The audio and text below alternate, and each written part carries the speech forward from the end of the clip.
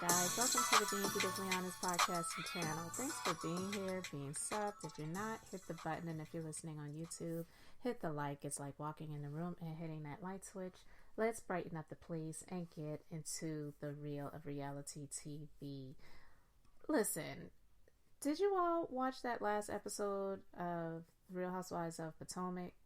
Well, we know that they shut out what people really wanted to see because nobody was interested in seeing that alleged fashion show, or like Dwight called it years ago, a fashion show with no fashions, which was charade she by charade situation years ago. But this one, it actually was supposed to be a fashion show, but fashions, that's definitely questionable as to what was walking up and down that runway. But I digress. They did not show when Ashley's banshee friend, Deborah, or however she pronounces her name, came there to cause some mess and got into a physical fight. Now, I don't know if they're going to show any of it, and I know prior to this new season coming on, there were the reports of there being a fight, and there was some footage that was shown, but honestly, the footage was not very clear, and I didn't care to try to dive into it so deep to figure out who did what, who swung first, who threw the glass, who got the bottle, who got scratched, who got punched, who got kicked. Like, it wasn't doing that. But it was reported that Ashley's friend, Deborah, was the one that started the altercation and wanted to try to fight Candace. And they were saying that it was someone else there. And now we've learned that that person was Kiana, I believe is how she pronounces her name. Beautiful young lady, by the way. She's a med spa owner, and she has been like a friend of the show on this season. And I think she was trying to stop this wild banshee from doing what she came there to do. And I guess it got messy and both of them got involved. But at any rate, Ashley's showing up. They showed a sneak peek, and I'm not going to play the entire clip, but I just want to play a little portion of what Ashley had to say about Deborah, because I just think it's BS. They all did a great job. Hi. How are you, Ashley? Karen, how's it going, babe? Girl, I'm here. I know, same here. We're here. Oh, how you doing? I'm okay. I called Doing you all a right. couple of times. I know, girl. It's been a lot. You had to unplug. After seeing the social media stuff, and after Deborah really doubling down on that sort of antagonizing, I have decided to really put a pause on my friendship with Deborah. A lapse in judgment is one thing. It's really how you act moving forward. And I can't get down like that. All right, so she's referencing the fight.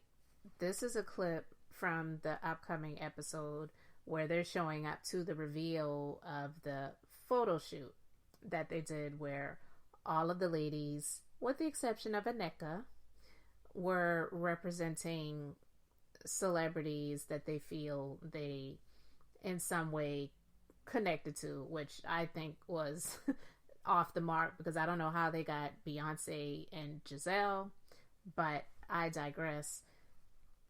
She's speaking about the way Deborah was behaving at the GNA fashion show and how she came there on ready to fight. Like, what is wrong with this girl?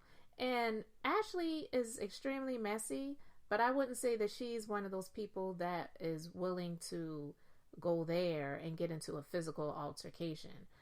And you all remember years ago when Robin and Giselle came to her now closed restaurant that she had with Michael, and Robin was putting that finger up in her face, and Ashley was not having her. She's like, get your finger out of my face.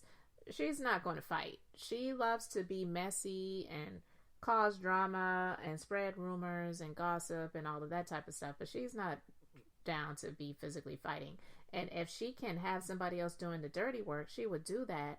And I don't think that she thought Deborah was going to go there, but she knew Deborah was coming there ready to confront Candace about her calling her a Sesame Street character. Who cares? Aren't you all adults? So you came there to confront her about her calling you a Sesame Street character, and because she's ignoring you again, because we heard the audio, and Candace was just like, I'm not here for this. I don't need to have a conversation with you, because she came up to her and started it and said, you have something you want to say to me? And she's like, no, I have nothing to say to you. So even though they didn't show the video, I could see, even though I couldn't see her, but I could visualize, let's put it like that, Candace trying to just walk away, not because she's afraid or scared, but just like, I don't have time for this mess. I don't have time for this garbage that's coming to confront me about me calling her what she looked like, which was a Sesame Street character. But Ashley saying she wants to put a pause on the friendship when this woman was lying about Candace's husband and Wendy's husband, it was okay then for you to keep a connection and a friendship, so-called, with her. And now that she's gone to this extent, you're going to put a pause on the friendship. Girl, bye. But enough with Ashley, because honestly, she's just as ridiculous as they come. But I want to get on this statement that Karen released about the car crash and the DUI. And this is from TMZ.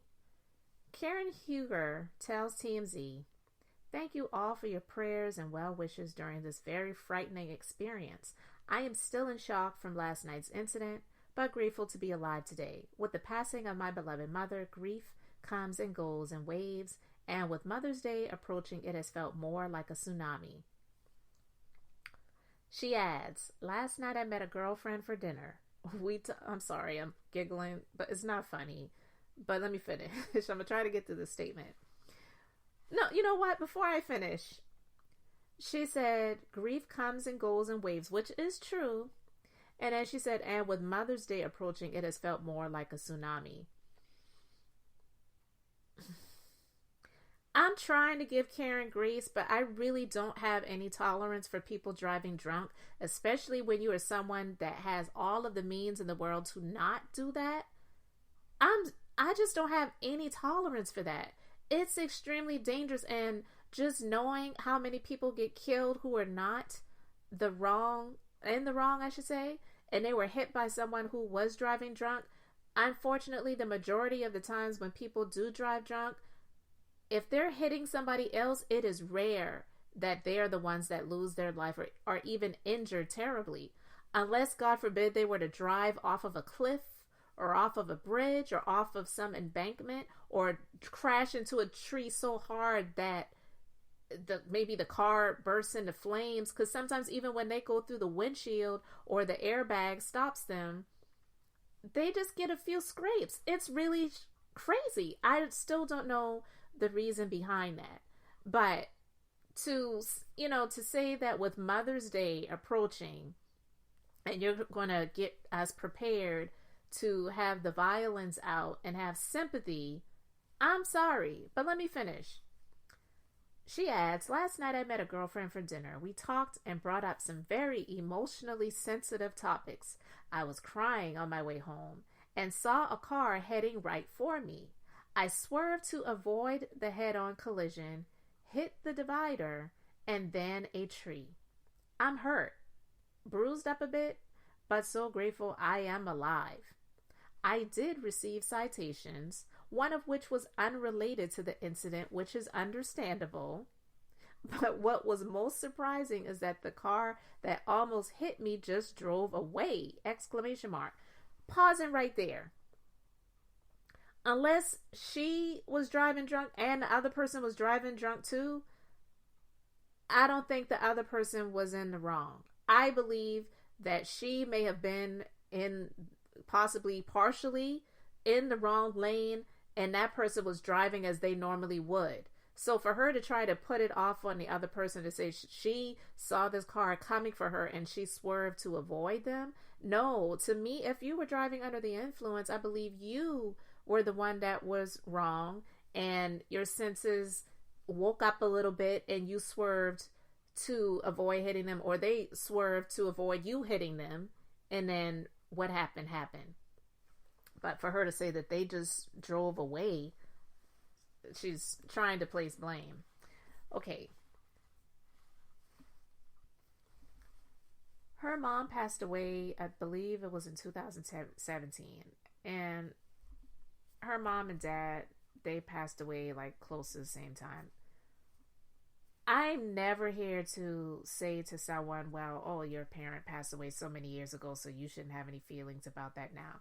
Of course, you're going to have memories and all of these different things that come about in waves at different times.